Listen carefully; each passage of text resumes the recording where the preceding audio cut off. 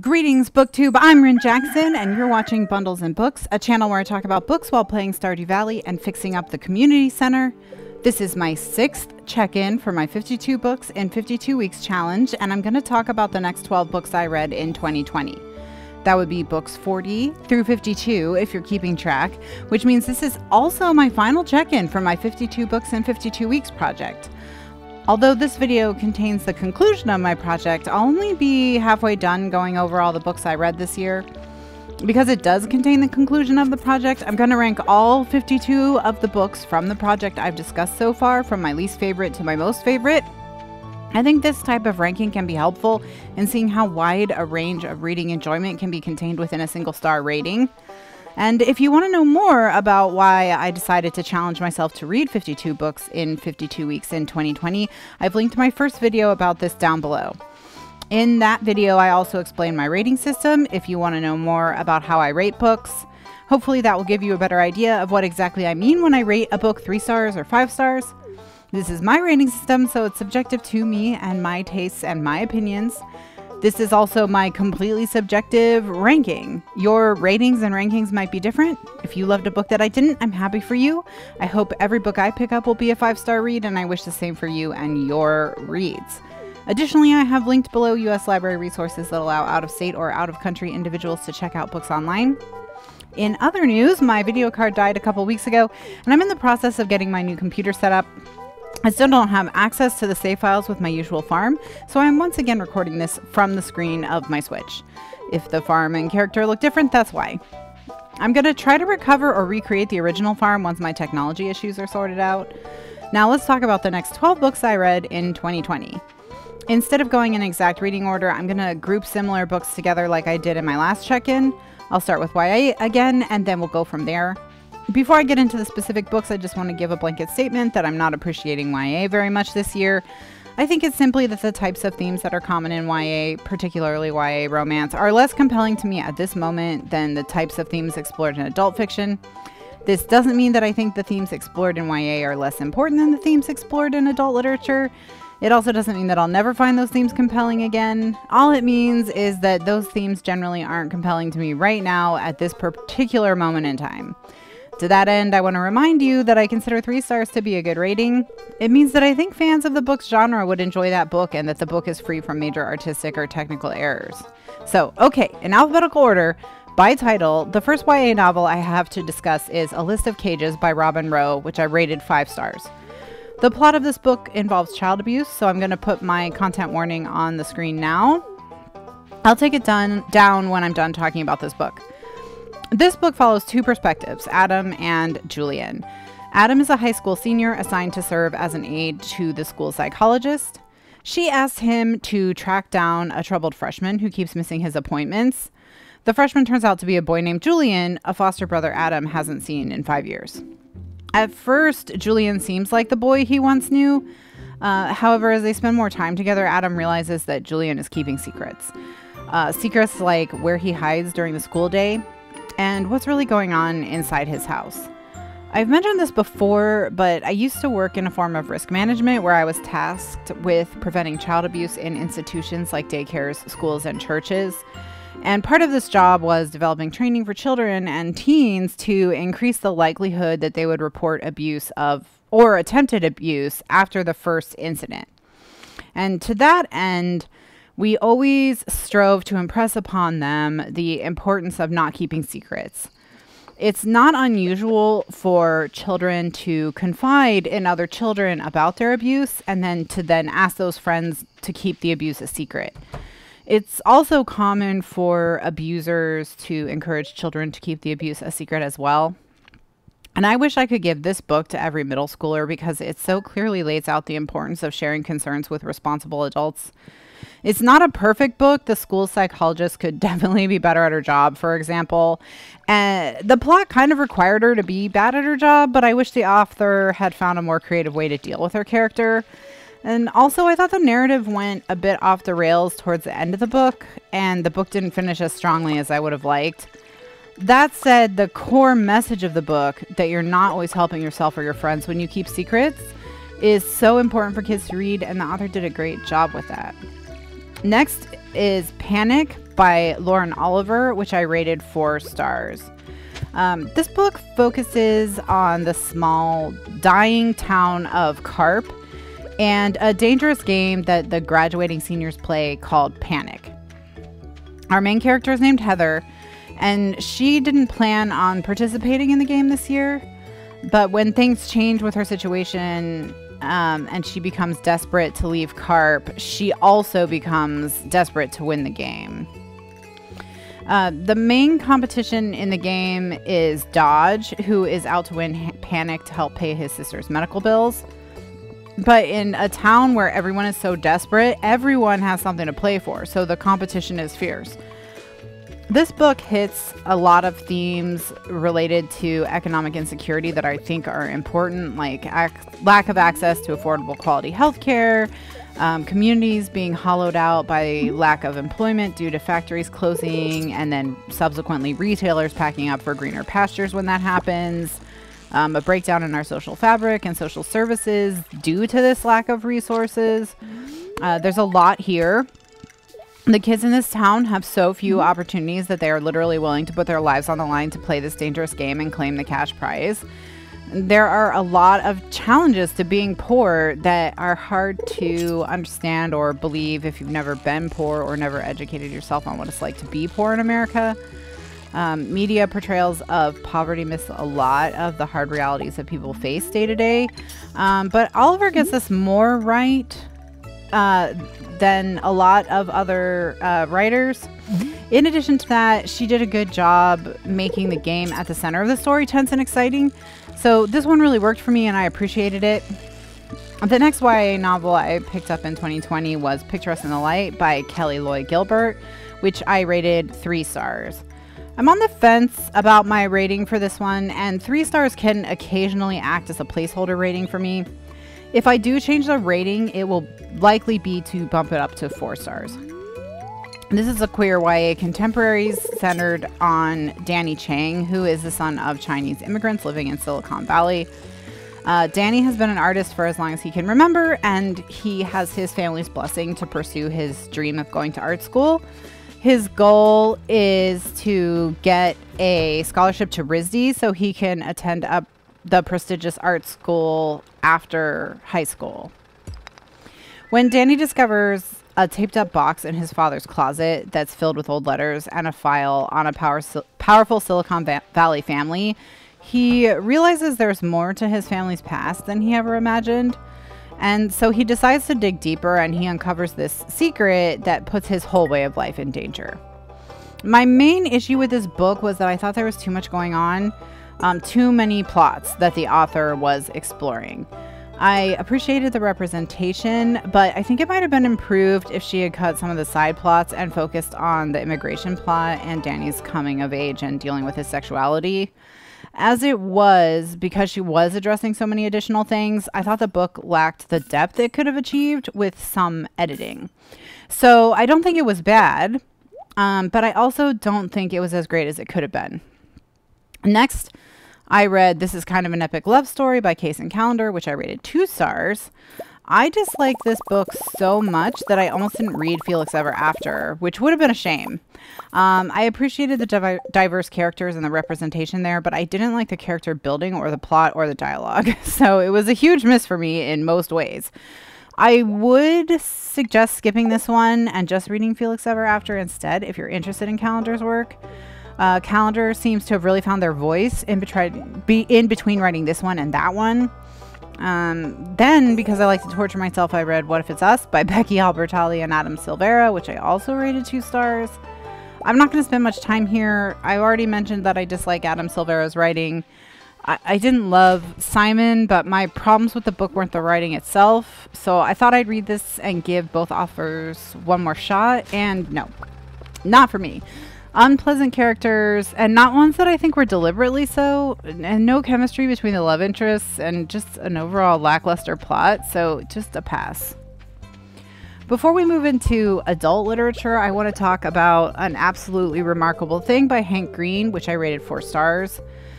I think this book is on the cusp between YA and adult in that the characters are maybe a bit older than YA, and the themes Green is wrestling with are more universal, but it could easily be enjoyed by either age group. So our point of view character is 23-year-old April May, and one morning she stumbles across what appears to be a giant sculpture. Her friend Andy has a podcast and a YouTube channel, and so together they make a video about the sculpture, which April names Carl. The next day, April wakes up to learn that her video has gone viral and her life will never be the same. Carls, as the statues are now called, have appeared in dozens of cities around the world. And as their first documentarian, April is thrust into the middle of an international discussion. April decides to seize this opportunity to make her mark on the world, but being a public figure takes a toll on her relationships, on her safety, and on her identity. This book was a delightful surprise. I didn't know it was part of a series when I bought it, or I probably wouldn't have picked it up at all. I read it as part of my 2020 TBR project as well, which is almost finished, by the way. I started the last book, The Priory of the Orange Tree by Samantha Shannon, this week.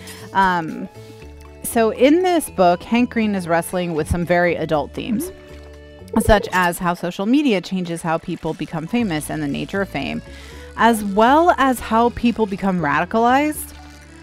He also looks at how internet culture deals with fear and uncertainty, and how polarization and the vilification or adoration that come from dehumanizing our opponents and our allies gains our ability to work together and solve existential problems.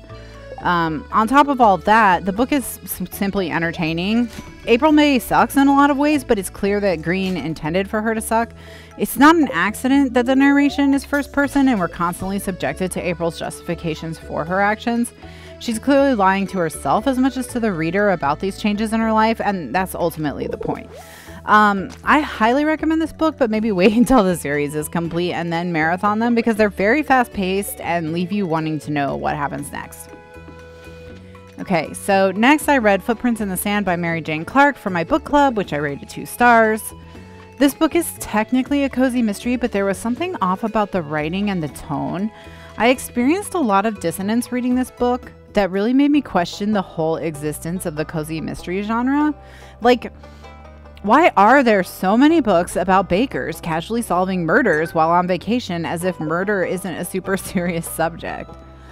Anyway, this book has a ton of problems. It was poorly written, the characters acted in ways that made no sense, even the baking was poorly researched. There's nothing to recommend it to anyone, in my opinion. There are much better baking-related cozy mysteries out there, for sure. And the next book I read was Get a Life, Chloe Brown by Talia Hibbert, which I rated 4 stars. I rated it 4 stars because I think any fan of adult contemporary romance would enjoy the book, and I wouldn't hesitate to recommend it to anyone looking for a good read in that genre. It's probably the best romance I read all year, but it was probably also the book that made me realize I am just not into romance at this point. And that's okay. I don't have to like every genre of book out there, and it's totally okay if I take a romance break. If you are not on a romance break, this is a good one. Check it out if you haven't already. And next, I picked up The Good Daughter by Karen Slaughter, which I rated 3 stars. Briefly regarding Karen Slaughter, I also read Pretty Girls this year. I've mentioned before that I'm pretty sure I've read enough from Karen Slaughter at this point. I'm kind of over this type of mystery thriller in general. I did prefer The Good Daughter to Pretty Girls, but it didn't change my mind about Slaughter or mystery thrillers in general. So in this book, 2 young girls are forced into the woods at gunpoint by their mother's murderers. The murderers were looking for their father, a prominent criminal defense lawyer in their small town. And the main story picks up 30 years later after. Both women are lawyers, although only one, Charlie, is a criminal attorney who stayed in town. When Charlie witnesses a school shooting, it brings back memories of their attack as children, and she needs her sister's help with the case. Like Pretty Girls, this book is very explicit and carries more content warnings than the average thriller. Once again, there is torture and rape of both children and adults alluded to and on the page, to say nothing of the school shooting. Also, like Pretty Girls, this book is well written and free from technical errors with well-developed characters. Slaughter's books are all solid thrillers, but due to the explicit and exploitative depictions of rape and torture, they're not going to be for everyone, so be sure to proceed with caution. I'm going to pass on the rest of her books, I think. The next book is also a thriller, although nothing like this one, Miracle Creek by Angie Kim. This is a courtroom drama, and I rated it 4 stars. The book takes place in a small town in Virginia. Many of the characters are part of a special treatment center with a hyperbaric chamber that is alleged to cure a range of conditions from infertility to autism. One day, the chamber explodes, killing 2 people. Upon investigation, it becomes clear that the explosion wasn't an accident. And then the story bounces between the different characters who were involved with this treatment center, and the reader slowly learns more and more about them as the trial unfolds. What elevated this book above the typical mystery was the themes Kim was exploring. Yes, there's a mystery, but the book is about so much more. It's also about immigration and wanting a better life for your family and the prejudices immigrants get in the community and the legal system. It's also about the difficulties of being a parent and how that can be compounded by illness, injury, or other special needs. There was definitely more here than just figuring out who did it and why, although that was also interesting, so I would recommend it to anyone who enjoys courtroom dramas. Next, I read Swim by Jennifer Weiner, which I rated 3 stars. This is a short story that she eventually evolved into the novel The Next Best Thing. At some point, I picked up a free copy of this and decided to read it. The main character is Ruth, who has recently left her job writing for a television show. Now she tries to make ends meet with freelance writing projects. She has a side hustle helping high school students craft a perfect college essay and helping lonely souls craft captivating online dating profiles. Just don't read this. If the premise sounds like something you'd enjoy, maybe check out the novel it inspired, but this wasn't particularly compelling or complete as is. Next, I read The Turn of the Key by Ruth Ware, which I rated 3 stars. This book was inspired by The Turn of the Screw by Henry James, which I have also read and do recommend. In this book, Rowan Kane takes a job as a live-in nanny at a remote smart home in the Scottish Highlands. While under her care, one of the children dies, and she's arrested for their murder. The narrative is written as a letter to a lawyer she is writing from her cell, and she's trying to explain the events that led to her arrest. I thought this was okay. It's much better than the other Ruth Ware book I read this year, that's for sure, but I don't think there's anything too special here. And then finally, the 52nd book I read in 2020 and the completion of my project, A Brief History of 7 Killings by Marlon James, which I rated 5 stars. I wanted the last book I read to be the most challenging book of the project, and this book certainly was that. It was also one of the best books I've ever read in my life. So in A Brief History of 7 Killings, Marlon James uses the attempted assassination of Bob Marley ahead of the Smile for Jamaica concert as a framing device to explore the intersections of violence and masculinity, drug trafficking and politics, and all of that in post-colonial Jamaica and the Jamaican diaspora. And this book was brilliantly written. It wasn't just free from technical errors, but it was also artistically superlative. I may not have ever read someone as good at giving characters voice as Marlon James. There were dozens and dozens of characters, and they all had completely unique voices and thoughts and motivations. There are musicians and gangsters and CIA agents and politicians and journalists and all kinds of characters and voices. There are even ghosts. He follows them all from 1970s Kingston to 1990s New York, and he sort of shows that no matter how fast or how far you travel, you can never really escape the consequences of your actions. And this book is about many things, and it's not short. The paperback is 704 pages, so there's plenty of time for him to explore a number of different historical events and themes. One of the most intriguing features of the book was the use of language. Some characters are British, some are American, and they speak British and American English respectively. Most of the characters are Jamaican, and among the Jamaican voices, there are varying degrees of usage of Jamaican Creole or Jamaican patois.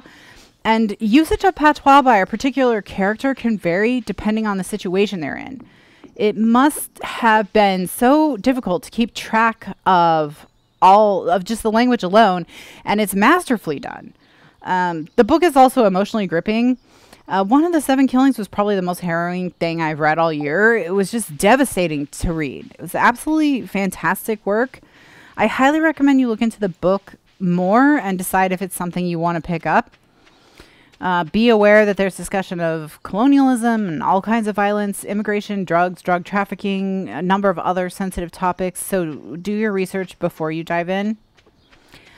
So that was the last book I read to achieve my goal of reading 52 books in 52 weeks. I said at the beginning of the video that I'd rank all 52 books I've read for this project from my least favorite to my most favorite, so I'll do that now.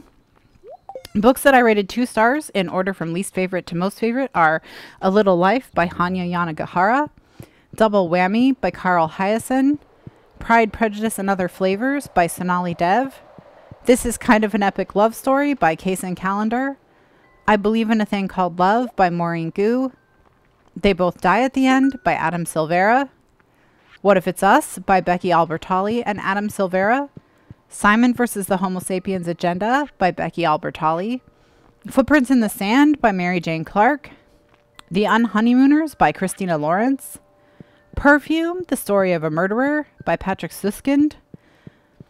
Books that I rated 3 stars in order from least favorite to most favorite: Swim by Jennifer Weiner, Geekarella by Ashley Poston, The Wedding Date by Jasmine Gilroy, Cinder by Marissa Meyer, Children of Blood and Bone by Tomi Adeyemi, Unraveling Oliver by Liz Nugent, Final Girls by Riley Sager, Lock Every Door by Riley Sager, The Chalk Man by CJ Tudor, Pretty Girls by Karen Slaughter, The Good Daughter by Karen Slaughter, Picture Us in the Light by Kelly Lloyd Gilbert, Vox by Christina Dalcher, The Diviners Quartet by Libba Bray, The Turn of the Key by Ruth Ware, Bound by Mark Lawrence. And books that I rated 4 stars in order from least favorite to most favorite: With the Fire on High by Elizabeth Acevedo, Get a Life, Chloe Brown by Talia Hibbert, The One by John Mars, A Head Full of Ghosts by Paul Tremblay, Miracle Creek by Angie Kim, The Memory Police by Yoko Ogawa, The Deepest Blue by Sarah Beth Durst, Panic by Lauren Oliver, An Absolutely Remarkable Thing by Hank Green, My Sister the Serial Killer by Oyin Ken Braithwaite, We Have Always Lived in the Castle by Shirley Jackson, Bunny by Mona Awad, Night Film by Marissa Pessel. And books that I rated 5 stars in order from least favorite to most favorite: The Book of the Ancestor Trilogy by Mark Lawrence, A List of Cages by Robin Rowe, Tampa by Alyssa Nutting, The Poet X by Elizabeth Acevedo, the graphic novel adaptation of Octavia E. Butler's Kindred by Damian Duffy and John Jennings, The Underground Railroad by Colson Whitehead, A Brief History of 7 Killings by Marlon James. And those are all 52 of the books I read in 2020 as part of my challenge to myself to read at least 1 book a week. Let me know if you've read any of these books and what you thought in the comments down below. I'd love to hear your thoughts on these books or similar books if you think I need to check them out. Please like this video and subscribe to my channel if you haven't already. I play Stardew Valley and I talk about books, so if you like either of those things, this channel may be for you. I hope you're having a wonderful week, and I wish you all the best in your reading adventures.